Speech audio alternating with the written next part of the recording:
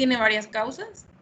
Entonces, dependiendo de la causa que tengamos, va a ocasionar una lesión en los neumocitos tipo 2 o una inflamación en los alvéolos. Esto va a provocar una respuesta inflamatoria con todo lo que esto implica, como la proliferación de células epiteliales, mesenquimatosas, la producción de matriz extracelular, y como consecuencia vamos a tener una apoptosis de las células de reparación, y en vez de que digamos que las células normales se van a sustituir por células fibróticas. La respuesta inflamatoria crónica perpetúa el reclutamiento de este tipo de células, lo cual nos conduce al engrosamiento de los alvéolos, y eso nos va a limitar para el intercambio gaseoso. Bueno, el cuadro clínico. Este puede ser muy variable, porque puede ser desde un paciente que no tenga ningún síntoma hasta aquellos que puedan tener tos, disnea, taquipnea, intolerancia al ejercicio. Esto igual va a depender de las edades en las que se presente. Se puede ver incluso desde el nacimiento e incluso sospechar en aquellos neonatos que tengan un cuadro de SDR que no esté respondiendo al tratamiento habitual. Por ejemplo, ya sea en recién nacidos de término, que no entendamos como por qué está teniendo dificultad respiratoria, o los pretérmino, que a pesar de que les estemos dando surfactante, etcétera, sospechando en un SDR común y corriente, pues no esté respondiendo, ¿no? En los primeros 2 años de vida podemos tener síntomas que no vamos a pensar de primera instancia que es una neumopatía intersticial. Sin embargo, no debemos sospecharlo. Yo creo que a pesar de que todas estas que voy a presentar hoy son enfermedades poco comunes, tenemos que conocerla precisamente para sospechar cuando un paciente presente alguno de estos síntomas y no nos esté cuadrando con alguna de las principales enfermedades. Bueno, en los primeros 2 años de vida pueden presentar pues taquipnea, retraso ponderal, rechazo al alimento, tos seca, sibilantes, hipoxemia nocturna o diurna, y en niños de mayor edad pueden presentar disnea de esfuerzo, que progresa hasta ser incluso un reposo, tos, intolerancia al ejercicio, hipoxemia, estertores, taquipnea, muchos síntomas que son similares al asma, por ejemplo. También en la exploración física vamos a encontrar estertores secos de timbre bajo y discontinuos, acropaquias, y puede haber incluso pectus excavatum. Bueno, el diagnóstico, tiene una indicación precisa. Ahora sí que ahorita les voy a mostrar el estándar de oro para realizar el diagnóstico. Sin embargo, también lo podemos sospechar desde el cuadro clínico y alguna radiografía compatible. Por ejemplo, en fases tempranas se pueden ver imágenes borrosas hacia las bases con aspecto de vidrio deslustrado, y en las fases más avanzadas se puede ver un patrón difuso reticular, micronodular o mixto, que se irradia desde los hilos, a lo largo de los bordes del corazón y hacia las bases. En esta patología, por lo que pude leer y observar, es que se va más hacia las bases y pues el patrón reticulonodular. Bueno, el estudio con mejor sensibilidad y especificidad, en este caso, y que sea no invasivo, es la TAC. Luego también se puede realizar pruebas de función pulmonar y de oximetría, nada más para estar evaluando la severidad de esta enfermedad. También se puede realizar una prueba del ejercicio para ver si presenta o no hipoxemia, pero el estándar de oro para realizar este diagnóstico es la biopsia pulmonar. Está como en conflicto si debe ser a cielo abierto o puede ser por toracoscopía, pero es esta como la prueba ideal. Aquí tenemos unas imágenes de tomografía en donde podemos observar el patrón, no sé mi cursor, en donde se ve el patrón en panal de abejas y en vidrio esmerilado. Bueno, el tratamiento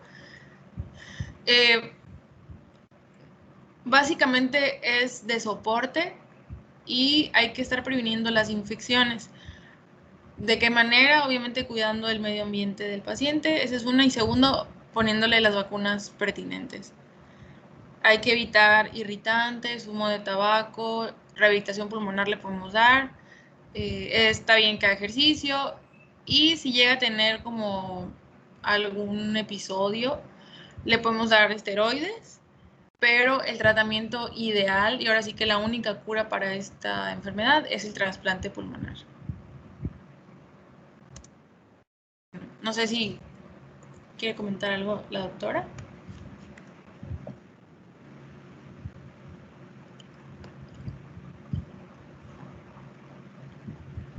¿No?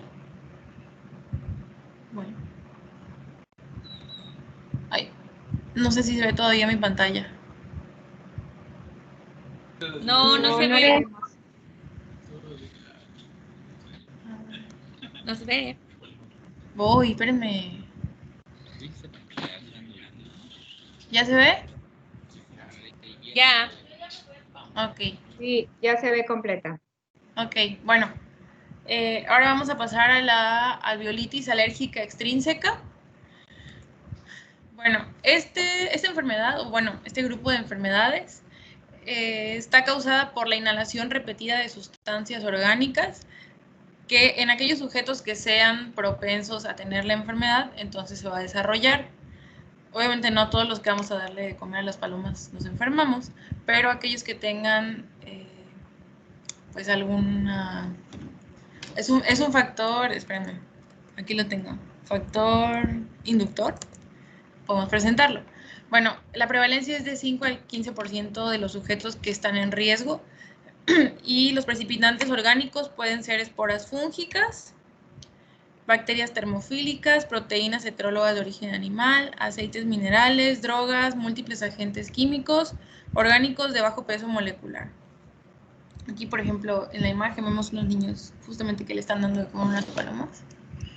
Y hay varios agentes causales, puede ser desde aquellos que vivan en alguna casa que esté contaminada o que tenga moho, o los que trabajen con animales repetidamente en granjas, aquellos, por ejemplo, que siempre están en los parques dándole de comer a los animalitos de por ahí. Y aquí tenemos en esta tabla justamente la lista de los agentes causales. Bueno, ahora, para que se pueda desarrollar esta enfermedad, que es la inflamación pulmonar difusa, debe ser que tengamos el factor inductor, que es el antígeno causal, y la presencia de uno o más factores promotores. Si aparte tenemos factores de regresión, las lesiones se pueden recuperar de manera total, porque incluso el tratamiento para esto en etapas, digamos, iniciales, es simplemente retirarse retirar la exposición a estos agentes que lo provocan. Si no lo retiramos a tiempo o si evoluciona de mala manera, puede terminar en fibrosis pulmonar. Bueno, en la fisiopatología tenemos inmunocomplejos de diferentes causas que van a activar las células inflamatorias, las cuales, como parte de la respuesta inflamatoria, van a inducir a la secreción de citocinas. Hay una proliferación de células plasmáticas, ya sea de CD4 y de CD8, y se producen anticuerpos, especialmente IgG. Hay tres tipos de fases: la fase aguda, la subaguda y la crónica o la de fibrosis. En la aguda, principalmente se activan macrófagos y linfocitos. Estos linfocitos son los que van a liberar factores como el interferón gamma y los que van a activar los macrófagos. Este tipo de respuesta inflamatoria es la que va a liberar citocinas, que son las que nos causan alguno de los síntomas como fiebre. Luego, en la fase subaguda es cuando se forman los granulomas.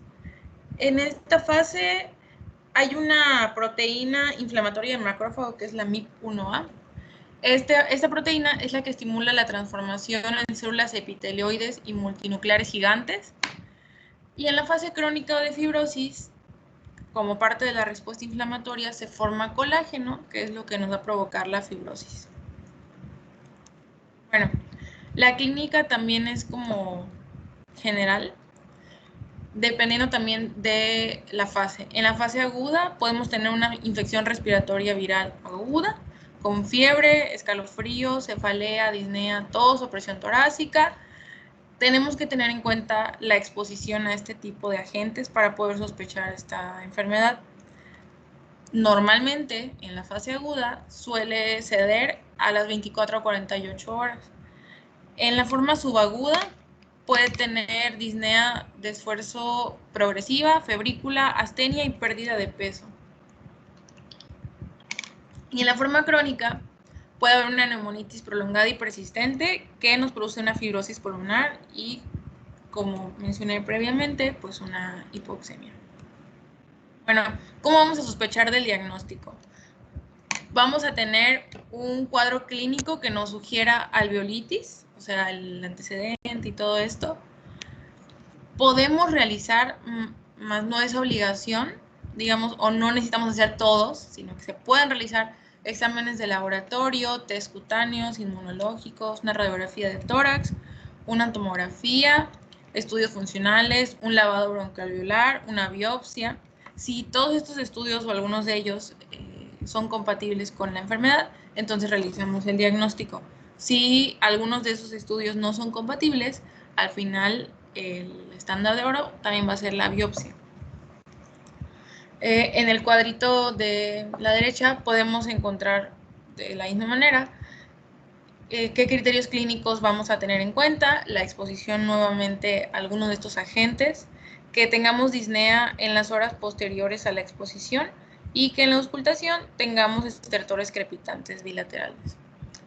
Los paraclínicos, que cuando retiremos la exposición al agente se resuelvan los síntomas, que en la radiografía tengamos un patrón reticular o reticulonodular, que tengamos un patrón restrictivo en las pruebas de función pulmonar,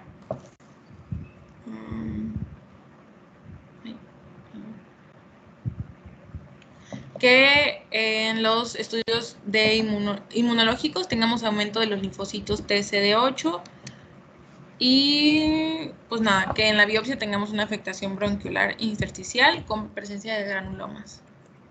Aquí tenemos un ejemplo de una radiografía de tórax y de una tomografía más o menos cómo se va a ver para tener la sospecha.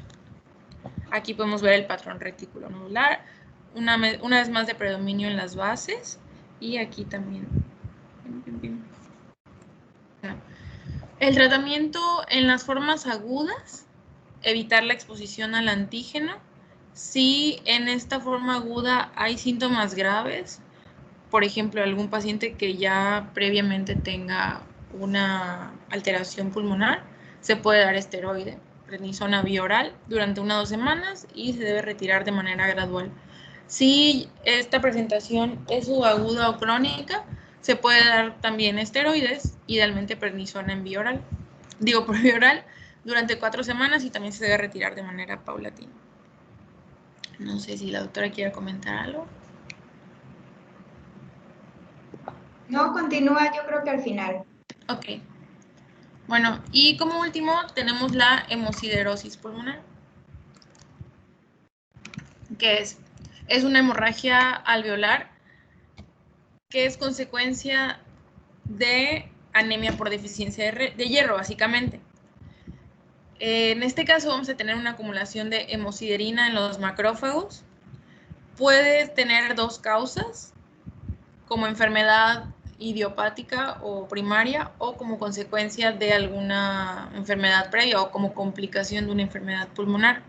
La más común en niños va a ser la idiopática o hemorragia espontánea. Como les decía, secundaria a anemia por deficiencia de hierro. La causa es desconocida, es poco frecuente, sin embargo está caracterizada por episodios repetidos de hemorragia alveolar con depósitos de hemosiderina en el pulmón y al final también se va a desarrollar fibrosis. Puede tener 2 vertientes. Si no le damos tratamiento, entonces pues va a tener fibrosis pulmonar, cor pulmonar, exacerbaciones más frecuentes y pues la muerte al final. Y si sí le damos tratamiento, entonces pues básicamente lo que vamos a hacer es prolongar el tiempo entre un episodio y otro. ¿Cuál es la fisiopatología? Bueno, tenemos un depósito de los complejos inmunes en la membrana de los alveolos, la cual produce inflamación y hemorragia local. Hay un desdoblamiento de la hemoglobina. el hierro se fagocita por los macrófagos, sin embargo, estos macrófagos van a tener deficiencias enzimáticas varias. Por lo tanto, no se van a poder destruir los depósitos de hierro, lo cual desencadena un mecanismo tóxico en el cual se liberan radicales libres, y estos son los que van a provocar al final la fibrosis, hipoxemia, hipertensión pulmonar, etc. El cuadro clínico, bueno, suele ser súbito, severo, y el primer episodio suele ser antes de los 10 años de edad. La tríada clásica es anemia, hemoptisis e infiltrados pulmonares. Ahí es donde tenemos que hacer nuestra sospecha en pacientes en los que pues nos lleguen previamente sanos, tengamos estos datos compatibles. Repito, no es tan común, pero tenemos que tenerlo en mente, ¿no? Hay dos maneras de presentación del cuadro clínico, agudo o crónico. El agudo normalmente se va a presentar en lactantes o preescolares. Puede haber sangrado pulmonar con dificultad respiratoria, estertores, palidez de tegumentos, fiebre. Recuerden que estos pacientes tienen anemia más componente pulmonar, entonces hay que sospechar esto. Pueden presentar también taquicardia, polipnea, tos, dolor abdominal, hepatoesplenomegalia. Estos pacientes, como parte del manejo que vamos a ver más adelante, van a requerir una hemotransfusión de manera urgente para que no se nos vayan a descompensar. Y en el paciente crónico, que normalmente podemos verlo en escolares con anemia crónica, pueden presentar astenia, dinamia, hiporexia, hemoptisis, disnea, cor pulmonar e hipocreatismo digital. Bueno, ¿qué estudios le vamos a realizar? O más bien, ¿qué es lo que podemos observar en estos? En los laboratorios, pues con una biometría hemática podemos ver anemia hipocrómica microcítica, con disminución del hierro sérico, del índice de saturación de transferrina, con incremento de reticulocitos, o sea, regenerativa, y de la capacidad de fijación del hierro. En la radiografía, ahorita les voy a mostrar unas. En la fase aguda, nuevamente podemos ver una imagen en vidrio despulido, y en la fase crónica, incluso con detenimiento, podemos observar un abombamiento del arco de la arteria pulmonar, porque una de las consecuencias es la hipertensión pulmonar y el crecimiento de las cavidades derechas del corazón. Aquí, por ejemplo, bueno, bien vemos un corazón en gota, pero sí vemos, bueno, no tiene buena calidad, ¿verdad? Pero lo que nos hace pensar en un patrón reticulonodular bilateral y es más generalizado. Aquí en la tomografía también podemos observarlo. De hecho, sí, es generalizado.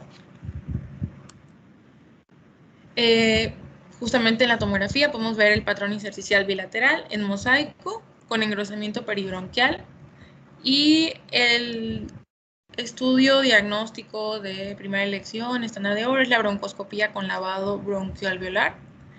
A partir del tercer día de que se presenta este sangrado, se pueden observar hemosiderófagos, que eso es como lo que nos va a dar el diagnóstico. Pueden tardar hasta 2 meses en desaparecer, o sea, nos da chance todavía de realizar el estudio. Y el tratamiento va a depender si es un episodio agudo o es un episodio crónico. En el episodio agudo, pues es un paciente que va a llegar con dificultad respiratoria, con hemorragia pulmonar, que vamos a tener que hospitalizar. Realizamos nuestro ABC y si no necesita apoyo ventilatorio, nos vamos a pues, las causas. Le vamos a tener que transfundir paquete globular y podemos iniciar manejo con metilprednisolona intravenosa a 30 miligramos kilodosis una vez al día por 3 a 5 días. Puede ameritar o no oxígeno suplementario, lo más seguro es que sí lo amerite. Y hay que tener en cuenta que los estudios de laboratorio que le tenemos que realizar es una biometría con glocitos, plaquetas, hay que pedirle tiempos, inmunoglobulinas séricas, y los estudios de gabinete idealmente deberían ser una radiografía de tórax, una gasometría arterial sin el oxígeno. Posteriormente se puede realizar una prueba de función pulmonar, gammagrama pulmonar e idealmente, como les mencioné previamente, una broncoscopía con lavado alveolar. En la fase crónica, estos pacientes pueden tener manejo con prednisona o con azatioprina. Estos se pueden administrar durante 4 años de manera continua y se pueden suspender como idealmente de manera gradual, pero esperando no tener por esto. Los estudios de laboratorio a realizar, pues una biometría hemática también, con reticulocitos, inmunoglobulinas, factor reumatoide, anticuerpos, una gasometría, como estudios de gabinete, una radiografía, una tomografía, gramograma pulmonar. Y a estos pacientes crónicos, que ya tenemos el diagnóstico mínimo, la sospecha grande, los debería valorar hematología, oftalmología y cardiología, por todas las consecuencias que esto nos puede dar, sobre todo por la administración de la prednisona y la azatioprina.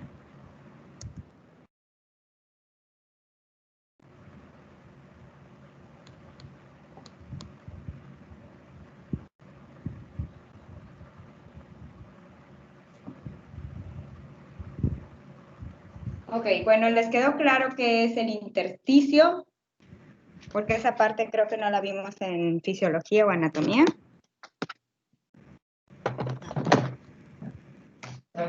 ¿Qué es el intersticio? Que me conteste alguien que no sea su compañera.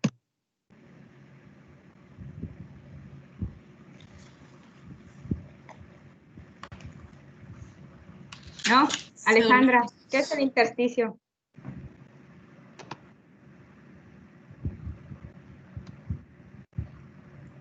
Se murieron. Alejandra, ¿qué es el intersticio?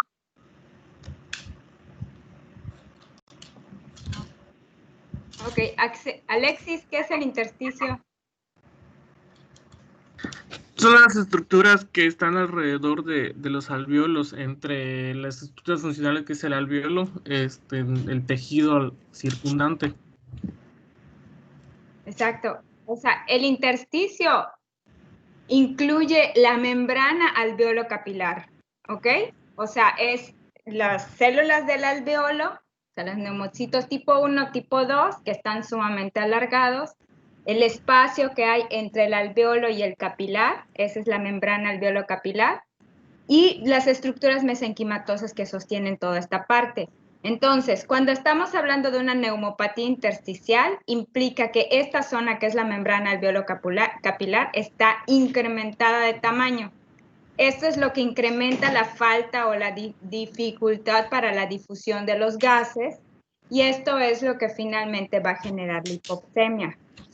Entonces, esto es importante que ustedes lo sepan, porque estos pacientes van a presentar varios signos y síntomas similares a los de un paciente con asma o con cualquier otra cosa. O sea, nosotros escuchamos un ruido en el pulmón y decimos automáticamente, ¿es una neumonía o es asma?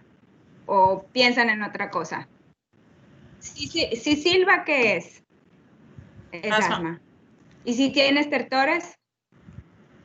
Neumonía. O sea, no pensamos en otra cosa, ¿no? Pero ¿qué pasa si tiene sibilancias y estertores y no tiene fiebre?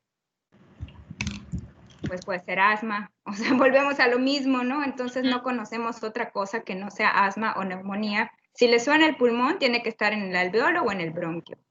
Pero estos tipos de enfermedades están en la membrana alveolo capilar, pero también, ¿por qué tienen estertores? Pues tienen estertores porque ese trasudado está también en el alveolo.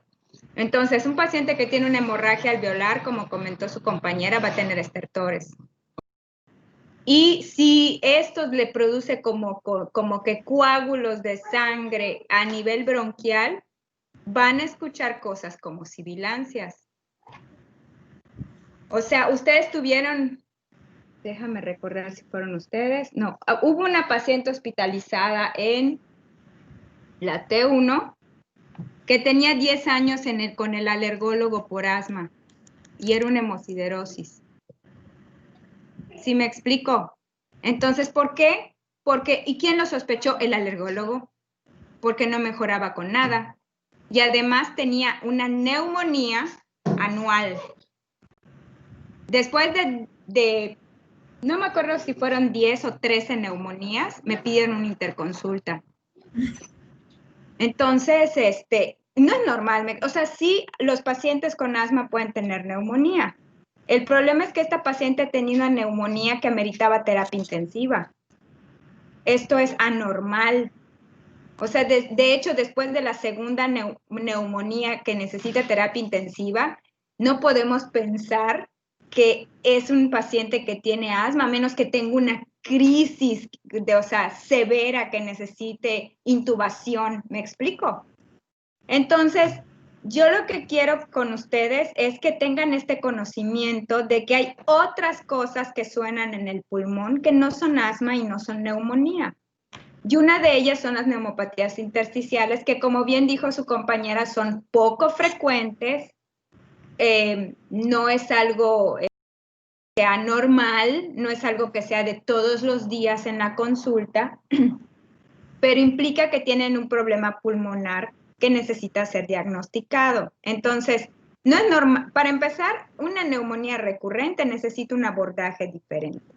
Es un paciente que tiene 2 neumonías, ya no se puede considerar una persona normal, tiene algo. ¿Me explico?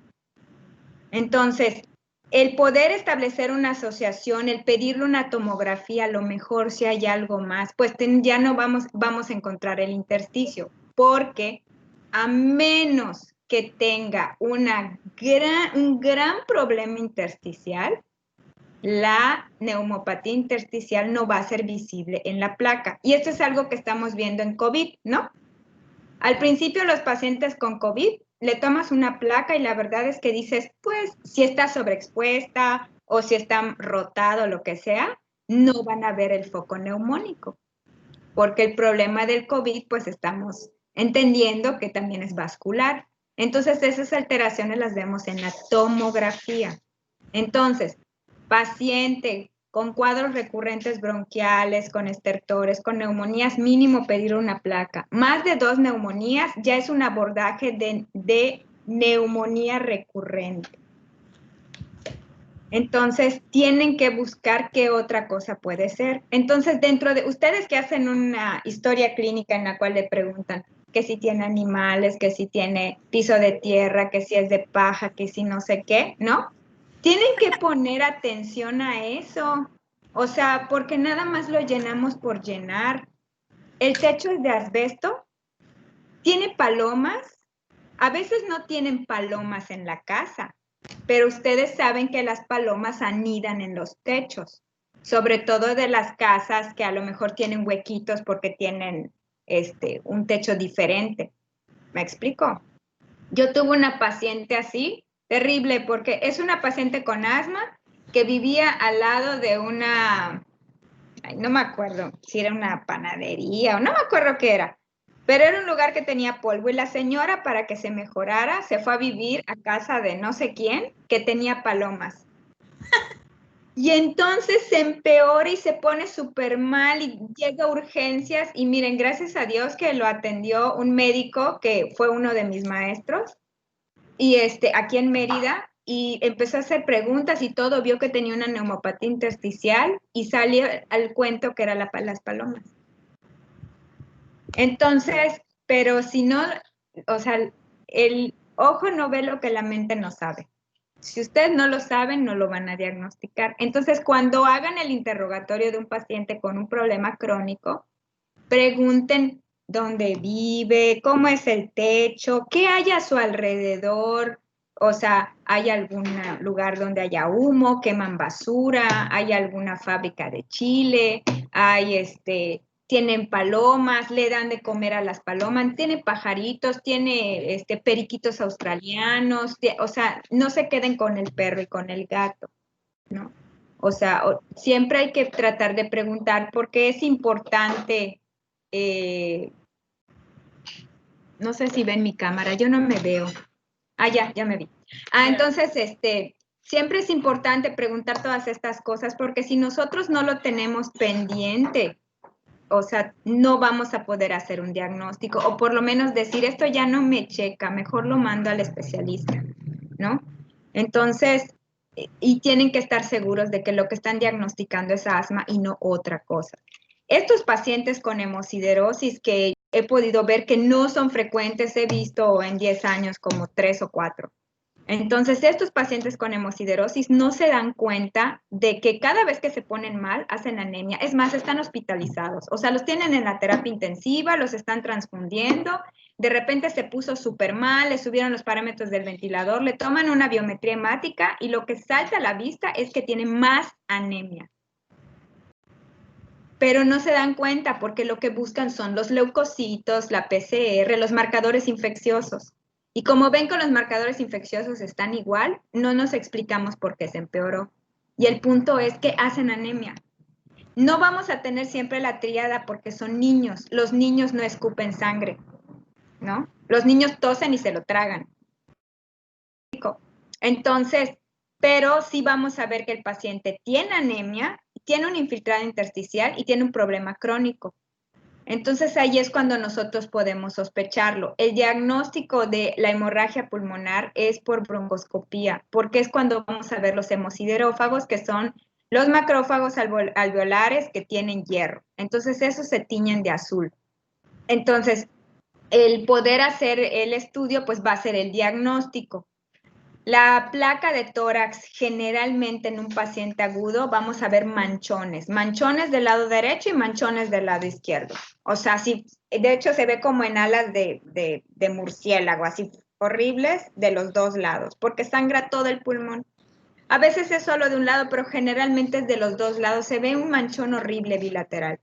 Entonces, eso más la anemia, más un problema crónico, porque el niño que debuta, bueno, pues debutó, ¿no? No lo sabemos. Pero cuando vemos que ya es algo que ya es crónico, es así. Tiene neumonías recurrentes, tiene un diagnóstico crónico de asma o de alguna cosa, y siempre tiene tos, y van a ver que ya tiene hipocratismo digital. El hipocratismo digital no es normal en asma. Y esto también se los digo porque hay pacientes que ven crónicamente con asma y ya tienen hipocratismo digital. No puede ser asma. El asma no ocasiona eso. El asma es una enfermedad reversible. Entonces, si tienen esto, tienen un problema de la membrana alveolo capilar.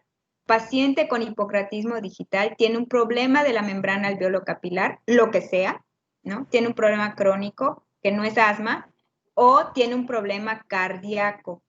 Si ustedes ven los pacientes que tienen una cardiopatía congénita cianógena, por ejemplo, los que le hacen un bandaje de la pulmonar, una doble vía de salida, todos esos pacientes tienen hipocratismo digital porque tienen crónicamente hipoxemia, ¿no?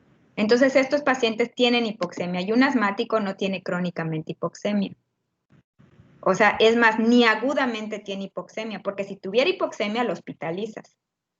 O sea, no puede quedarse en su casa con hipoxemia un asmático, ¿no? O sea, correría a urgencias. Entonces, paciente con hipocratismo digital no es asma.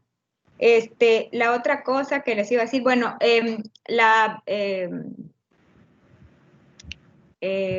al principio nos mostró su compañera una clasificación de enfermedades intersticiales. Esta clasificación se ha ido modificando con el tiempo. Yo lo único que les quiero compartir, obviamente somos pediatras, hay neumopatía intersticial del adulto y tiene otra clasificación. Es igual que hipertensión pulmonar. En el adulto es otra clasificación, en los niños es otra clasificación.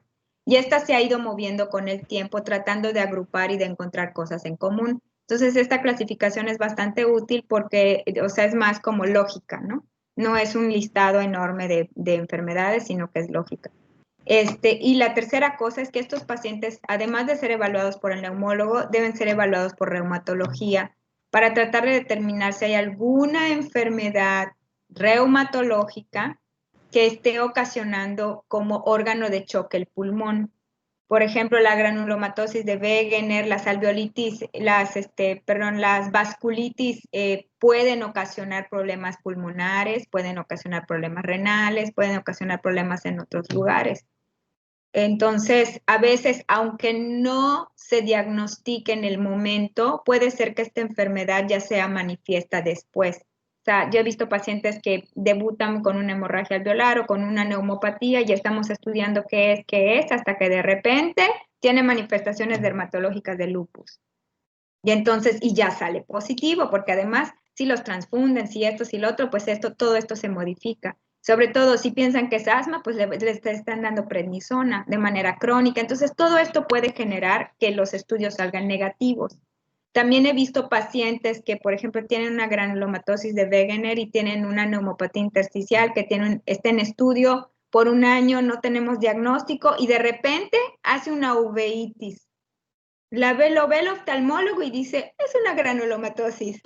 Y tú, o sea, un año haciéndole estudios y hasta que le dio en el ojo pudimos saber qué es, ¿no? Entonces, todos estos pacientes a veces se quedan con este diagnóstico, neumopatía crónica intersticial de etiología determinar, hasta que brinca en algún lugar, pero sí lo debe de ver el reumatólogo y se le tiene que hacer seguimiento desde esa perspectiva, ¿no? Entonces, bueno, no todo lo que sirve es asma, no todos los estertores son neumonía y el hipocratismo digital implica que tiene un problema cardiopulmonar grave y que se tiene que hacer diagnóstico si no tienen el diagnóstico. Entonces, y las neumopatías intersticiales se estudian mejor con una tomografía. Entonces, a ustedes les va a tocar el captar al paciente, o sea, el decir, esto no es normal, ¿no? Entonces, y lo pueden hacer. Yo les animo, pues, a pensar diferente, ¿no? A no encasillarse solamente en estas dos enfermedades. Ya hemos visto otras, hemos visto fibrosis quística, hemos visto ahorita neumopatías intersticiales, hemosiderosis pulmonar, alveolitis extrínseca, que puede ser, generalmente es por paloma, pero puede ser por otros componentes orgánicos. Entonces, pues, a pensar un poquito más de otras posibilidades. Bueno, ¿alguien tiene la ficha bibliográfica? Les voy a decir quiénes me deben. Me debe, no, Montuy se fregó porque no me lo entregó. Marieli, Kevin y Alexis. Marieli de estado asmático, no, Marieli de asma, ajá. Kevin de fibrosis quística y Alexis de neumopatía intersticial.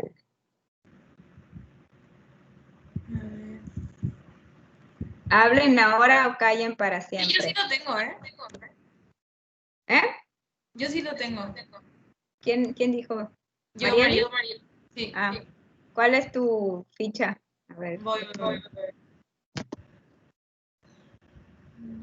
Ah, de asma. Sí. Perfecto. No, sí lo ven. Sí. Ok. Bueno. El artículo que yo...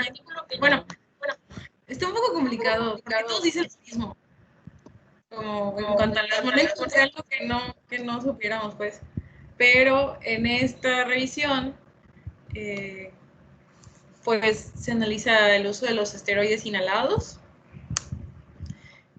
Básicamente, mis conclusiones de este artículo fue que la inhaloterapia es la piedra angular del tratamiento del asma, que los esteroides inhalados son los más efectivos para suprimir la inflamación de las vías aéreas, que estos previenen la respuesta alergena tardía. Sin embargo, el tratamiento prolongado previene la respuesta temprana. No protege contra broncoconstricción cuando se administra inmediatamente antes del ejercicio, como los broncodilatadores. Sin embargo, reduce la respuesta bronquial al estímulo directo, reduce la prevalencia y la severidad del asma inducida por el ejercicio. También los esteroides inhalados incrementan la expresión de receptores beta-2 adrenérgicos para que puedan funcionar mejor los beta-2 agonistas. Lo ideal es administrar esteroides inhalados con broncodilatadores y se prefiere administrar broncodilatadores de acción prolongada con esteroides inhalados, como el salmeterol con fluticasona, por ejemplo. Y, ¿qué más? Bueno, todavía no hay evidencia suficiente para recomendar los esteroides inhalados por encima de los esteroides sistémicos en niños que tengan crisis asmática. Es como lo más importante. Ahora sí, los efectos adversos de la administración de los esteroides inhalados es que del 5 al 10% pueden tener efectos adversos en la cavidad oral, como candidiasis orofaringia, disfonía, serostomía, halitosis o gingivitis. La manera de evitarlo, pues, es lavarse la boca después de la inhalación. Y para favorecer la adherencia al tratamiento, se debe de realizar una capacitación al cuidador principal. También se debe realizar una demostración de manera literal, como usted nos hizo con la clase previa. Hay que mostrarle cómo se va a utilizar físicamente, pues todo. Y lo ideal es que tengamos un inhalador con medicamentos combinados en vez de varios inhaladores con cada uno de los medicamentos, para que sea más fácil la administración y el apego al tratamiento. Y ya.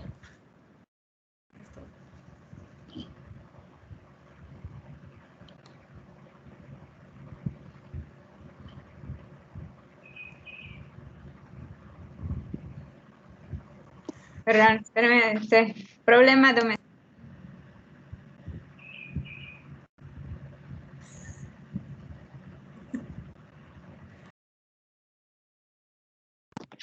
Ok, efectivamente. Entonces, todos los,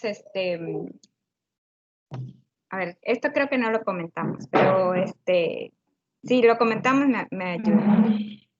La piedra angular del tratamiento del asma son los esteroides inhalados. ¿Estamos claros? Ok.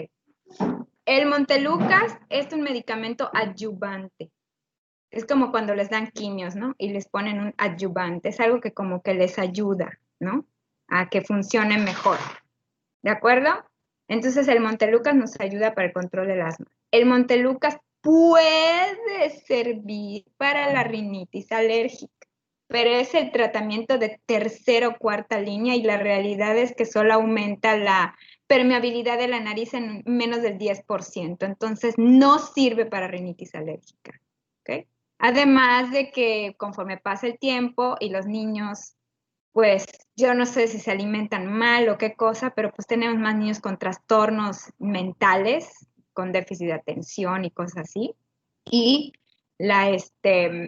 y el Montelukast tiene un efecto secundario que es, no recuerdo la palabra, pero es idiosincrático, o sea, es personal. O sea, no es que el Montelukast en un 50% de la población ocasiona ideación suicida, ¿ok? Sino que hay personas que son susceptibles al tipo de medicamento y que yo no sé si no lo pueden procesar, la verdad no lo he leído, pero el Montelukast y las cromonas, o sea, por ejemplo, el ketotifeno, las dos cosas, cualquiera de los dos, les genera un trastorno mental. O sea, pueden tener como lapsos de que tienen ausencias o están muy irritables o están muy somnolientos o tienen cambios de comportamiento y en los adolescentes se ha asociado a ideación suicida. ¿Ok? Esto no es común, no es común, ¿ok? Les puedo decir que casi todos mis pacientes en la consulta tienen Montelukast y las mamás lo asocian con que el Montelukast es vitamina, el Montelukast es la pastilla mágica antialérgica. O sea, así me dicen, sí está tomando su vitamina y cuando pregunto cuál vitamina me dicen que es el Montelukast y no es vitamina. Entonces, las mamás tienen como que percepciones diferentes y es más sencillo mentalmente para la mamá masticar una pastilla a ponerle un inhalador. O sea, mentalmente para ellas ponerles un inhalador es malo. ¿Ok? Entonces, o sea, yo veo muchos pacientes con problemas respiratorios. Les puedo decir que en 10 años de consulta he tenido máximo 6 pacientes que no pueden tomar Montelukast, ¿ok? No pueden porque una tenía lapsos como de ausencia, otro niño tenía pesadillas, otro niño tuvo cambios de comportamiento, o sea, y sí era el Montelukast, ¿no? Entonces, y esto yo hice la prueba y dije, bueno, vamos a quitar el Montelukast y le voy a dar ketotifeno. Lo mismo con el ketotifeno. Entonces, el problema es el tipo de medicamento, ¿ok? O sea, la vía que está afectando de los lipotrianos.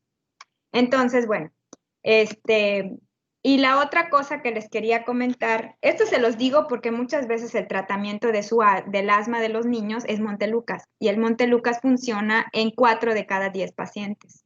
Entonces no es el tratamiento, ¿ok? Y bueno, ¿dónde quedan las vacunas del alergólogo? ¿Dónde quedan en la escala del GINA, del GEMA, de las guías mexicanas que se llaman GIMA? ¿Dónde quedan las vacunas? ¿Vieron dónde quedaban? ¿O nadie se fijó?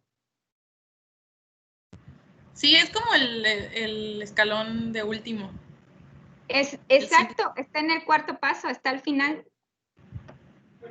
Entonces, ¿por qué está al final? ¿Por qué no se lo podemos dar desde el principio? Bueno, los alergólogos tienen la impresión de que esto es como que plan con maña para que las grandes compañías farmacéuticas puedan vender sus inhaladores. Sí puede ser, ¿ok? Estoy de acuerdo, puede ser. Pero ¿cuál es el problema de los alergólogos? Y esa es la razón por la cual no se puede considerar desde el principio. El problema de los alergólogos es que cada alergólogo tiene su kit. Cada alergólogo tiene la manera como hace la prueba. Cada alergólogo tiene un distribuidor de los alergenos. Entonces no hay homogeneidad. Ese es el problema para poder hacer un estudio en el cual ellos puedan demostrar que funciona para asma. ¿Sí me explico? Ahora, sí se ha demostrado que el uso de una vacuna antialérgica, creo que para un polen, no estoy muy segura, sí puede disminuir los síntomas para rinitis alérgica y retrasar la aparición de asma. Pero como esto no puede ser homogéneo para todos, incluso yo he tenido pacientes que fueron con un alergólogo y tienen unos resultados, y fueron con otro alergólogo y tienen otros resultados. Entonces, cuando esto pasa, pues obviamente el paciente me dice, ¿qué hago? Y entonces lo que les digo yo es, siga con su tratamiento inhalado, continúe con el Montelukast, continúe con el antialérgico y bueno, yo creo que tal persona podría ayudarnos más porque yo he visto resultados con esta persona. Pero ¿cuándo es cuando acudimos al alergólogo? Cuando nosotros estamos agotando nuestros recursos. Pero nosotros como pediatras a veces somos educados ante que el paciente que tiene asma tiene que ir con el alergólogo, ¿no? ¿Por qué? Pues porque creen que las pláticas de asma lo dan los alergólogos, ¿no? Entonces, no significa que sea malo o yo soy antivacunas. No, yo trabajo con un alergólogo que me parece que es bastante confiable y honesto. O sea, honesto en el sentido de que le hace las pruebas y entonces al final le dice, mire, es alérgico a esto. Voy a poner un ejemplo. Paciente que es alérgico a la leche. ¿Cuál es el tratamiento? ¿Lo saben? Paciente que es alérgico a las proteínas de la leche de vaca. ¿Cuál es el tratamiento? Suspender no le damos la administración de leche. Exacto. El tratamiento de un paciente que tiene alergia a las proteínas de la leche es suspender la leche y los lácteos. No queso, no pizza. O sea, no puede comer pizza, no puede comer queso, no puede comer ninguna cosa que tenga leche. Ese es el tratamiento. ¿Cuál es el problema? Que hay algunos compañeros alergólogos que en su vacuna le ponen leche. ¿Cuál es el propósito de dar una vacuna para que se habitúe al consumo de la leche? En los niños lo que se ha demostrado es que es una dieta de eliminación. Paciente alérgico al tomate, ¿qué hay que hacer? Quitarle el tomate. Paciente alérgico a la zanahoria. O sea, todo lo que se pueda quitar, se le quita. Ahora, ¿cómo le quitamos a un niño el polvo? No se puede eliminar el polvo. ¿Cómo le quitamos a un niño la alergia al rizopo, o sea, a los pastos? Bueno, que no juegue fútbol, pero pues eventualmente va a haber viento y vamos a tener polen de kilómetros de distancia, ¿no? Entonces, esos pacientes que siguen teniendo síntomas a pesar de que le estamos dando tratamiento, son los niños que deben ir con el alergólogo. O pacientes que son muy alérgicos a un chorro de cosas, pues esos pacientes deben de tener una valoración por el alergólogo. Pero tienen que buscar un alergólogo que sea honesto. Porque yo desde que veo que el alergólogo le está poniendo en la vacuna la zanahoria y el tomate, a lo cual son alérgicos, o sea, eso no tiene sentido, es una dieta de eliminación. Entonces el caso aquí sería pues eso, ¿no? O sea, ser honestos y ver si con el tratamiento, o sea, finalmente, o sea, no soy experta en esta parte de alergias, ¿no? Pero entiendo que el darle una vacuna antialérgica lo que hacemos es como una inmunomodulación y una tolerancia. Es una tolerancia al polvo, una tolerancia al pasto, una tolerancia para que no me genere tantos problemas, pero voy a continuar con una eliminación del polvo y del pasto en mi casa. Y se le da la vacuna, pero la vacuna no siempre va a funcionar. O sea, tengo pacientes que tienen 5 años con vacuna al polvo, hematofagoides, que son los ácaros de polvo, y siguen siendo positivos. Entonces, ¿qué les dices? Pues, no sé, ahora sí que el alergólogo les diga lo que les tenga que decir. O sea, yo lo único que les puedo decir es que sigan con su inhalador y que sigan con su jarabe y siga con lo mismo, ¿no? Entonces, tenemos que ser sabios y prudentes en este aspecto. Si tú tienes al paciente y lo puedes tratar, pues lo tratas, ¿no? También la otra cosa que yo he visto que tampoco es correcta es que una vez que empiezan con la vacuna, no sé cuánto tiempo pase, si 15 días o un mes, y entonces, para afuera todo, ya estuvo, ya tiene la vacuna. No, la vacuna es un tratamiento que va a empezar a funcionar después de 6 meses. Entonces, no podemos quitarle todo porque ya tiene su vacuna antialérgica, porque la vacuna antialérgica es inmunomoduladora. O sea, no va a funcionar inmediatamente. Entonces, tienen que continuar con su tratamiento.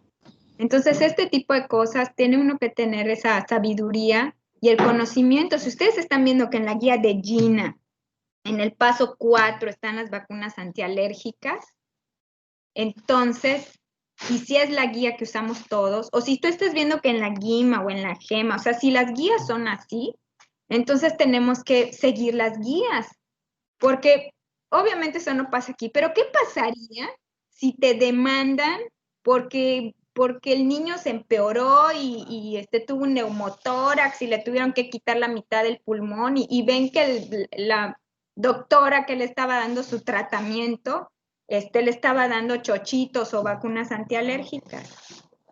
¿Dónde está el inhalador? Entonces, tenemos que seguir las guías y podemos apoyarnos del alergólogo si quieres desde el paso 1, 2, 3, el paso que tú quieras. Te puedes apoyar del alergólogo, sobre todo en niños que tienen dermatitis atópica, rinitis alérgica, tienen asmas, hacen urticaria con quién sabe qué cosa, mándalos al alergólogo, claro, pero tienes que seguir las guías. Tienes que seguir las guías y las guías empiezan con un esteroide inhalado. Entonces, tenemos que dejarle los esteroides inhalados. Y si es una enfermedad crónica, no se la puedo dar por 15 días, ni por una semana, ni hasta que se le quite la tos. Tengo que seguir la guía. Y la guía dice mínimo 2 meses y hago una reducción. ¿Ok? Bueno, perdón, me apasiono porque luego veo a los niños y me molesto en la consulta. Pero bueno, ¿alguna duda, pregunta? Todo bien. No. Bueno, está bien. Entonces, nos vemos para la siguiente clase. La siguiente clase, para que luego no se les olvide. La siguiente clase es bronquiolitis y le toca a Mario Gutiérrez y Alejandro me va a dar una ficha bibliográfica de bronquiolitis. ¿Ok? Ok.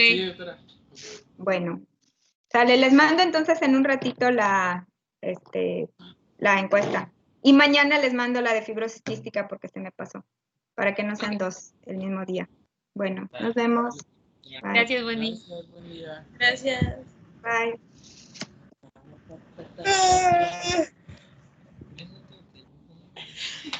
Tu computadora, animal. Pues la...